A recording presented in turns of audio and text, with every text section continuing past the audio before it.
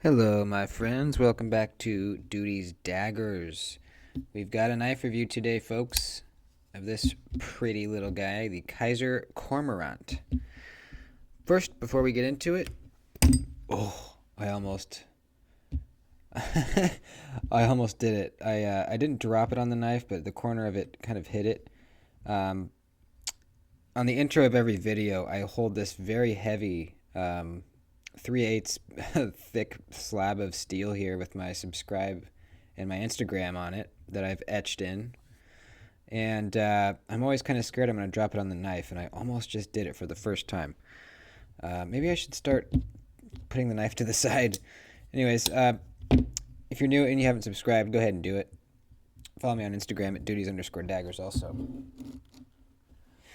So, we're doing a knife review. It's the Kizer Cormorant. I like this thing. I have a couple issues with it. Overall, I really like it though. This is a really unique looking knife, especially with these handle scales. These are what Kizer calls serape, which is basically a Mexican blanket type of coloration. And I don't think it's actually G10. It's some kind of like resin deal, I believe. Whatever it is, it certainly looks very, very cool. So let's measure this thing, do some size comparisons, and then we'll get into it. Overall length is 7¼ inches. Blade, just over 3. It's like 3 1/16. And then closed, we've got 4 1/8 inch. Whoopsie.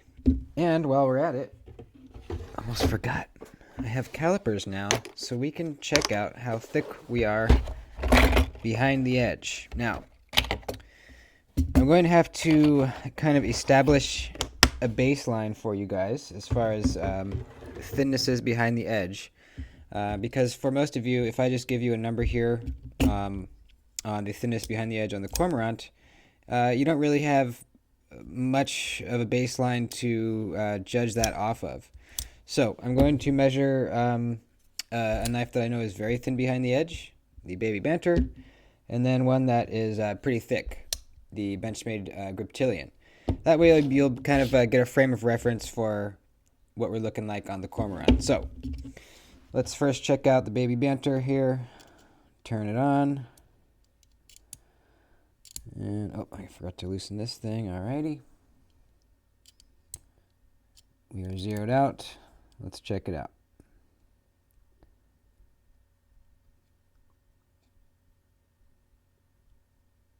Okay, looks like we are at 18 thousandths behind the edge on the Baby Banter. That's pretty thin. That's pretty darn thin. You'll see here when we do this knife, we are at 25 thousandths. So there you go. Big difference. The Griptilian is very thick behind the edge. It's a chunky guy. So that kind of gives you a frame of reference. Now let's check out the Kizer Cormorant. First off, it feels relatively thin. It is hollow ground. So I was kind of expecting it to be even thinner, but it is relatively thin. Let's see how thin. Right about there. We got 20 thousandths. So kind of in between the Griptilian and the Baby Banter, more on the thinner side. Let's just check near the tip really quick. Near the tip we have 17 thousandths, and then at the base 17 again. What was the middle again? So it gets thicker towards the middle. It's around 20 towards the middle. So there you go. Pretty good slicer. Not bad at all. Let's do some size comparisons against the Spyderco PM2.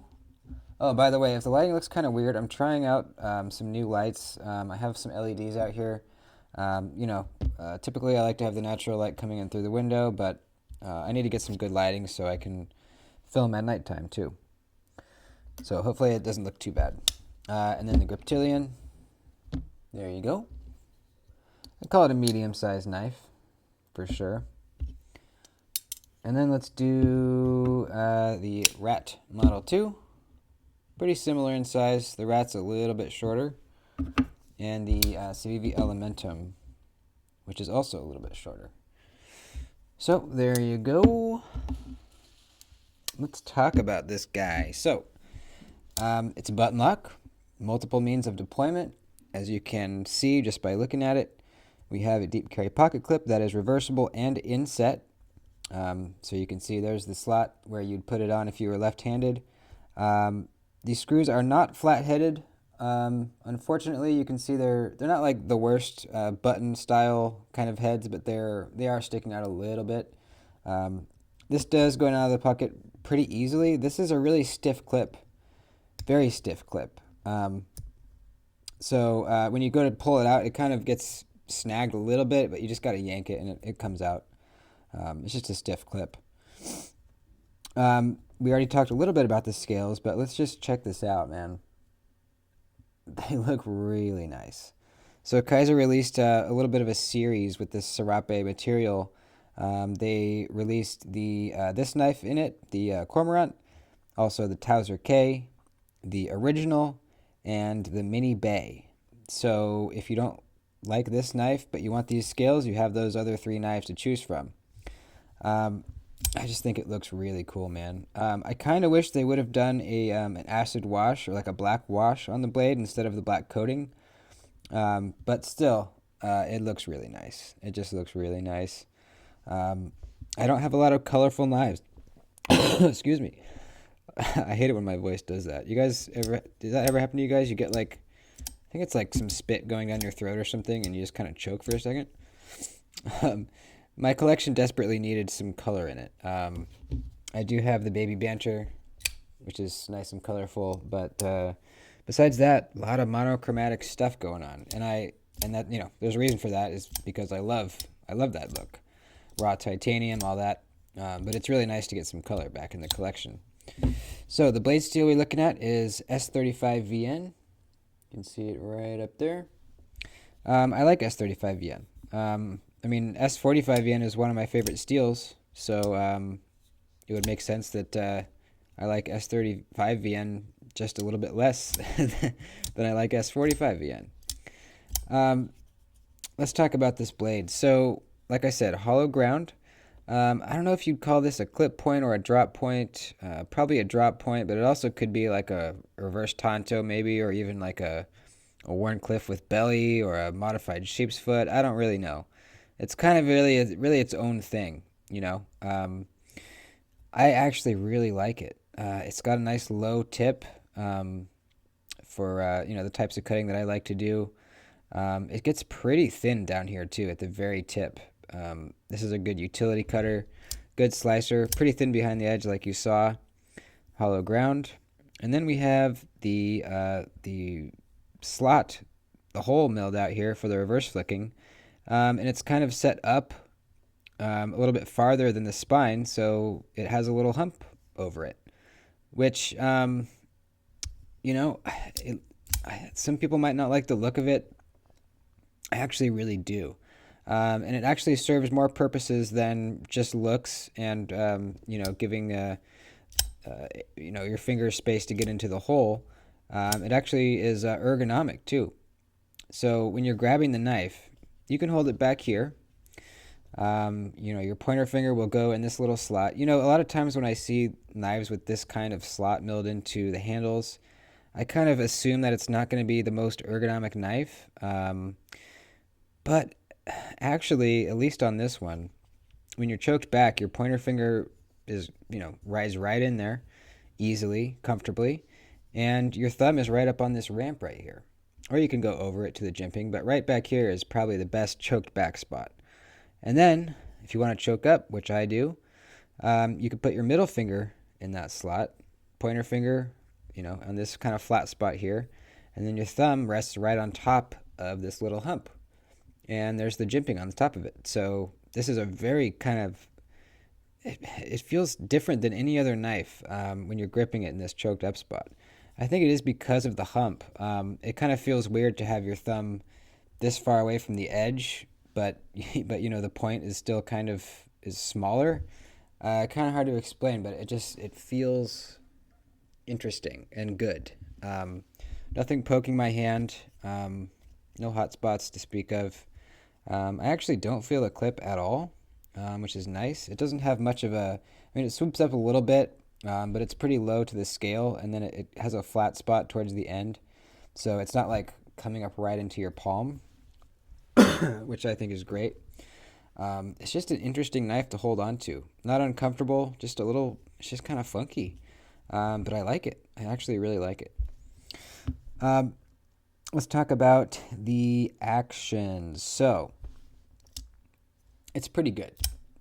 It's pretty good. I do have some complaints regarding the action, but first let's go over the opening methods. So, you can see it's kind of similar to the EMP EDC Nimbles and some other knives where you have the flipper tab kind of as just a 90-degree angle sort of thing. It's not a flipper tab protruding out of the back like a lot of other flipper tabs.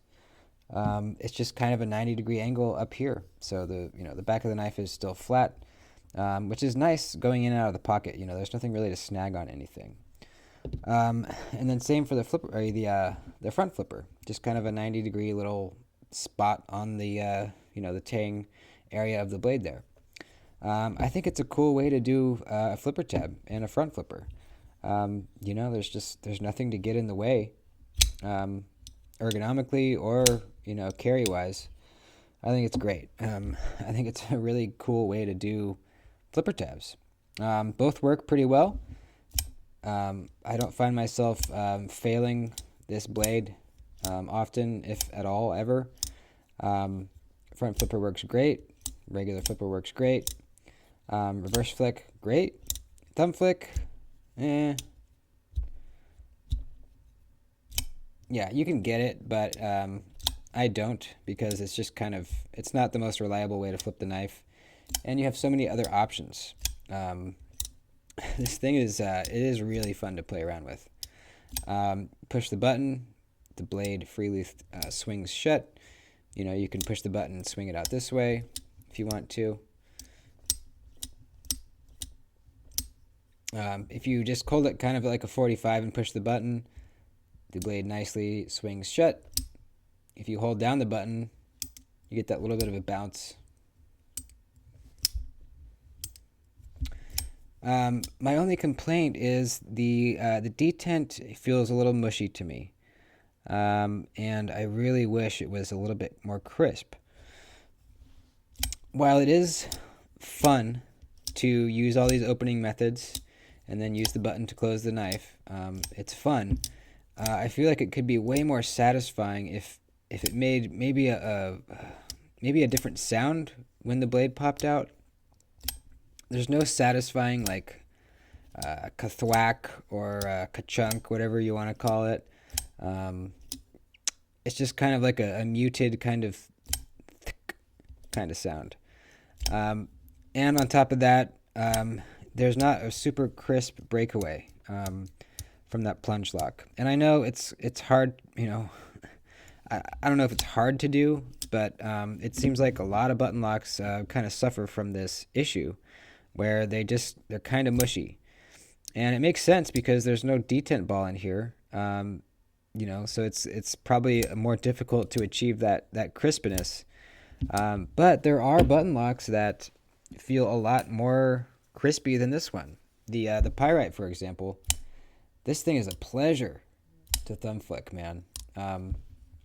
They did it in such a way that you have a nice crisp breakaway, and satisfying click when the blade pops out, or when it hits the stop pin rather. So I know it's possible to do on a button lock, especially the Orion Knives Solaris. This might be the best example I know of a button lock with a nice crisp detent. This thing, I mean, if you didn't know it was a button lock and you went to flip it, you wouldn't even realize. Just really crisp. And so I know it's possible, and that's why it bugs me even more that that this knife here is not. So that's one complaint I have. The second is the button. Now, I did a video talking about button locks that will probably be released before this, and I go over this in more detail, but I'll mention it quickly. Whoops, I'm dropping things today. The button sticks out pretty far. You can see right there. Now, compared to the pyrite here, the button on the pyrite is almost flush with the surface of the scale here. And that, that doesn't affect the action of the knife. It doesn't affect, you using it, opening it and closing it. It's just, it doesn't feel as good. There's more travel. You have to push this button in farther for the plunge lock to release the blade. So it's more of a nitpick thing. I just think it looks better and it just feels better to not have to push that button in as far. I also don't love the jimping that they put on the button. I don't think that's necessary. I think it looks better just to have it nice and flat, like the one on here, or the way that Civivi does it is actually really good too. Theirs does not stick out very far at all, just barely, and they kind of dish it out a little bit. You can see it's almost bowled out, the surface of the button here. So those are my two little nitpicks with the knife. I think the mushy detent thing is more of an issue than the button deal. The button sticking out is more of just a kind of a nitpick. The mushy detent really does kind of, honestly, it makes me it makes me like the knife a little bit less. I wanted to love everything about this knife, and I do love everything about it, except it just feels a little mushy. And it's surprising to me that I haven't heard many reviewers talk about that. I've watched, I don't know, probably 5 different reviewers review this knife, and I haven't heard it mentioned. So that kind of makes me think maybe it's just this version. There's a couple of versions of the knife. There's a full tie one, there's a G10, there's a micarta, maybe some others. So is it just mine? Is it that those other reviewers don't care, don't notice it? I'm not sure. I really don't know. If you have a Cormorant, a different one, or even the same one, let me know if yours feels the same way. Because I really do love everything else about the knife. Just wish it was a little bit snappier. But, am I being a knife snob now? Since I'm kind of spoiled with some really good detents, some nice crisp button locks. I don't know. But, I'm a reviewer, and I had to point that out because it just kind of bugs me a bit. Aside from that, this is a badass knife, man. It's unique. It's definitely one of a kind knife. It's not a cookie cutter sort of design at all. I really love it. Just the overall aesthetic of it. It looks weird, especially with the Serape, man. This is a good looking knife. It's it's smooth. I don't feel those bearings rattling around in there. It's very smooth. And again, it's not like I'm failing this thing. If it was a really bad detent, I would go to flip it and it would just halfway pop out. I can fail it. But give it any meaningful flip and it's going to flip out. So it's more of a feeling thing than an actual functionality issue. So that's about it. That's the Kizer Cormorant, and that's what I think about it. Definitely going to keep the knife. It's not like I'm, going to sell it or anything. I think it's a badass knife. Yeah, just a couple little things. So, thanks for watching, folks. I'll see you in the next video. Oh, wait. I probably should mention the knife comes with this badass little pouch. It's really well constructed. The zipper is good quality. The inside of it is like really nice, soft material, almost like the inside of like an eyeglasses case. You have a little pouch inside, or like little pouch inside the pouch, I guess. You got some like Molly type straps back here. You got a front pocket. You have two side little pockets for maybe a pen or something. So that's pretty neat. I'm going to definitely use this pouch for something. It also comes with a cool little lanyard bead in that same colorway, and a little dog tag thing with the Kizer logo and rule number 9. So, I think it was a cool little set. You know, I mean, it's cool, man. Some people might say it's a little gimmicky. I think it's really cool, actually. I kind of want to pick up one of the other knives. The mini bay looks really cool. It's like a little double detent non-locking knife, and it looks really fun to flip around. The original looks great, so I'm going to put a link down below to the Kizer website. I don't think this has hit retailers yet. Maybe it's just not going to. I don't know. The only place I've seen them so far is on the Kizer site. But I will say that the shipping was extremely fast on this thing. I can't remember how many days it was, but I remember I was very surprised to see that it had arrived so quickly. So that's awesome. There you go, folks. Thanks for watching. Adios.